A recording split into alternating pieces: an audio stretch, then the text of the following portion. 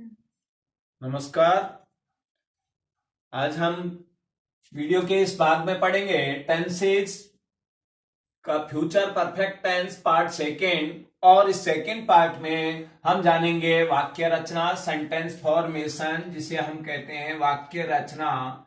इसमें हम सबसे पहले लेते हैं एफर्मेटिव सेंटेंसेज। एफर्मेटिव सेंटेंसेज अर्थात सकारात्मक वाक्य। और जैसा कि आप जानते हैं, सकारात्मक वाक्य वो वाक्य होते हैं जिनमें न तो प्रश्न पूछा जाता है और न ही मना किया जाता है।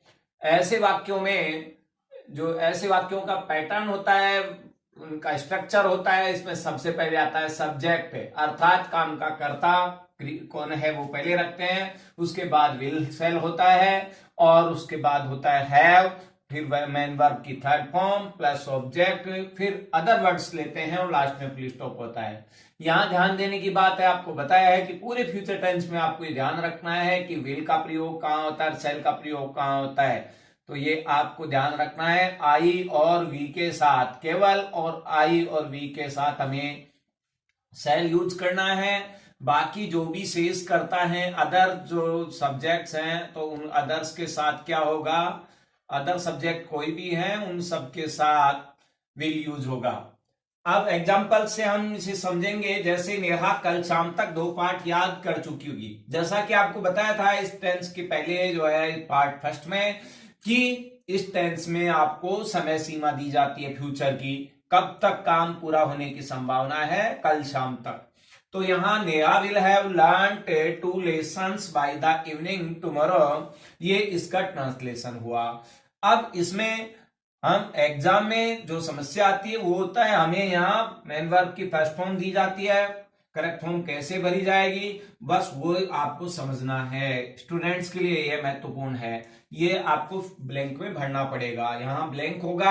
अब कैसे भरेंगे, तो सबसे पहले तो हमें पहचान होनी चाहिए। पहचान के लिए आप देख रहे हैं, यहाँ आपको पहचान के शब्दों में बताया था बाय द इवनिंग जो है, ये इसमें पहचान का शब्द है बाय द इवनिंग टुमारो, कि टुमारो फ्यूचर को इंडिकेट करता है।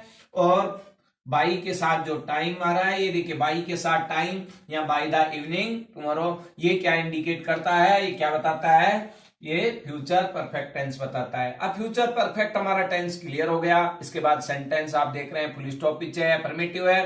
अब आपको मेन वर्ब जो दे रखी है उसमें विल सेल का यूज करके हैव और वर्ब की थर्ड फॉर्म भरनी है। यहाँ नया आई और वी नहीं है, इसलिए विल लेंगे, विल हैव लर्न, यहाँ करेक्ट फॉर्म में हो गया। अगला सेंटेंस हम लेते हैं, हम अगले रविवार से पहले अंग्रेजी कोर्स समाप्त कर चुके होंगे। यहाँ सब्जेक्ट वी है, ट्रांसलेशन होगा we shall have finished English course before next Sunday. Finish आपको करेक्ट फॉर्म भरने के लिए दिया जाएगा। अब आप ब्लैंक में क्या भरेंगे, ये आपका ब्लैंक होगा। इस ब्लैंक में आपको भरना होगा शैल हैव फिनिश्ड। क्यों भरेंगे, कैसे भरेंगे, सबसे पहले तो वही आप पहचान देखेंगे। यहाँ बिफोर प्लस फ्यूचर टाइम आ रहा है।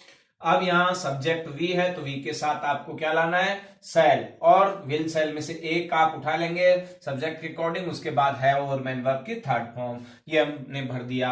इस तरह से ये हमारा एफर्मेटिव सेंटेंसेस का स्ट्रक्चर होगा। अब हम लेते हैं कंटिन्यूअस, ये सॉरी जो है नेगेटिव सेंटेंसेस का स्ट्रक्चर क्या होगा। तो नेगेटिव सेंटेंसेज में केवल नोट बढ़ता है, ज्यादा कोई फेरबदल नहीं होता है। बस आपको थोड़ा सा ध्यान देने की जरूरत है कि नोट कहां आता है और कैसे आता है, बस ये समझना है। देखिए एक बार गौर से, इधर पहले मैं स्ट्रक्चर लिखता हूं।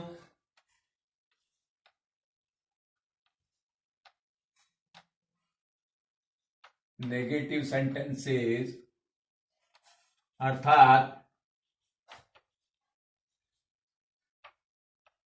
नकारात्मक वाक्य, ये वो वाक्य होते हैं जिनमें निषेधता का अर्थ होता है, मनाही का अर्थ होता है।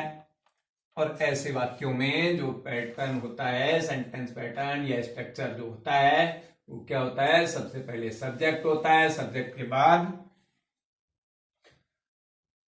विल सेल होगा, फिर नॉट होगा, उसके बाद है होगा, फिर मेन वर्ब की थर्ड फॉर्म होगी, प्लस ऑब्जेक्ट होगा, अदर वर्ड्स होंगे, लास्ट में फुल स्टॉप होगा। तो यहां बस ध्यान देने की बात यह है कि विल सेल के तुरंत बाद में नॉट आएगा। एग्जांपल्स,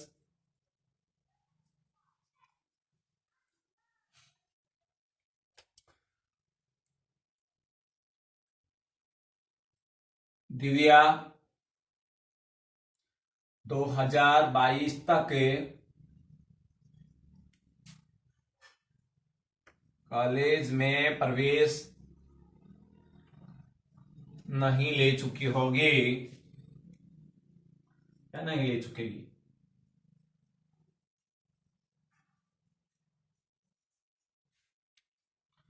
ध्यान दीजिए, अगर समय के साथ जो है कोई समय सीमा दी है और उसके साथ इसको सीधा बोलने में हम ले चुकी होगी की जगह ले चुकेगी भी बोल सकते हैं, बात वही है। तो ट्रांसलेशन होगा Divya will not have gotten या taken admission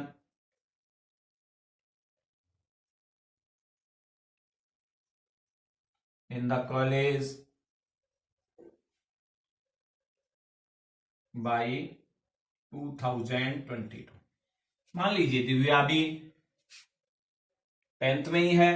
अब 10th में है तो वो जो है 2022 में 12th पास आउट जो है नहीं कर चुकी होगी, तो उस समय वो कैसे होगी, कॉलेज में प्रवेश नहीं ले चुकेगी उस ईयर तक, तो वो 12th पास ही करेगी, उस 12th में ही रहेगी। तो इसलिए ऐसा है। अब इसको जो है करेक्ट फॉर्म के लिए आपके साथ लिए क्या दिया जाएगा, यहाँ गेट आपको नॉट गेट दिया जाएगा, नॉट के साथ गेट होगा, वर्ब की फर्स्ट फॉर्म होगी। अब आप कैसे भरेंगे ये समझना है। सबसे पहले तो हमें क्या देखना है, ये आपका ब्लैंक मिलेगा, इस ब्लैंक में आपको करेक्ट फॉर्म भरनी होगी। तो सबसे पहले तो हम जो है यहाँ देखिए बाई प्लस फ्यूचर टाइम आ रहा है 2020, अभी आया नहीं, आना बाकी है, इसलिए अब यहाँ सेंटेंस का जो है प्रकार देखेंगे। टेंस समझने के बाद नोट आ रहा है, तो नोट आ रहा है इसका मतलब नेगेटिव सेंटेंस है। नेगेटिव में अभी हमें क्या भरना है, विल सेल के साथ नॉट प्लस हैव और वर्ब की थर्ड फॉर्म फिल करना है। तो अब यहाँ दिव्या आई और वी नहीं है, इसलिए क्या लाएंगे, विल और फिर नॉट हैव वर्ब की थर्ड फॉर्म गेट की गोटन। इस तरह से हम फिल करेंगे। एक और एग्जांपल से हम इसे क्लियर करेंगे। देखिए, हम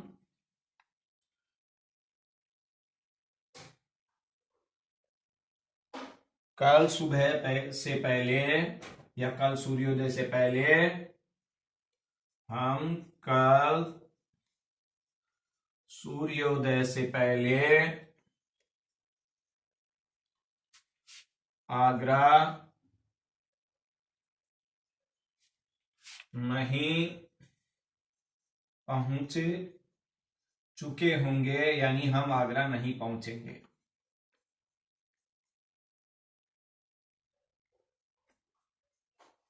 ट्रांसलेशन होगा we shall not have reached to Agra